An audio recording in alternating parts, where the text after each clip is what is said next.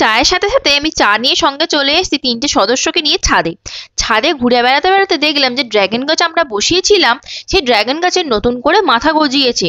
আমার দেখে তো মনটা খুব উচ্ছ্বাসিত হয়ে গেছিল। তারপরে গার্ডেনটা একটু ঘুরে দেখছিলাম। ছাদেই আমাদের অনেক রকমের গাছ বসানো, কিন্তু আসল অপেক্ষা হচ্ছিল একটা পার্সেলের। পার্সেলটা কি আছে?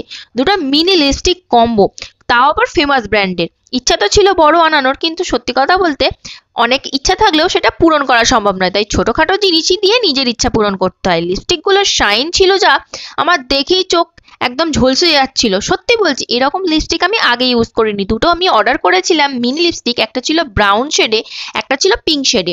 পিঙ্ক শেডটার নাম ছিল বার্লে নিউড, আর ব্রাউনটা ছিল ভেন্টেজ ওয়াইন। পিঙ্ক শেডটা আমার মুখে একটুও মানা ছিল না, যার জন্য আমি লিপস্টিকটা তুলে ব্রাউন শেডটা ট্রাই করার জন্য দিচ্ছিলাম, কিন্তু লিপস্টিকটা একটু চটাই এসেছিল। না, কই বাত নেই, ऐसी बड़ी बड़ी देशों में छोटी छोटी बातें होती रहती है। লিপস্টিকটা দারুণ ছিল, এত ঘষার পরও কোনো প্যাচিনেস ছিল না।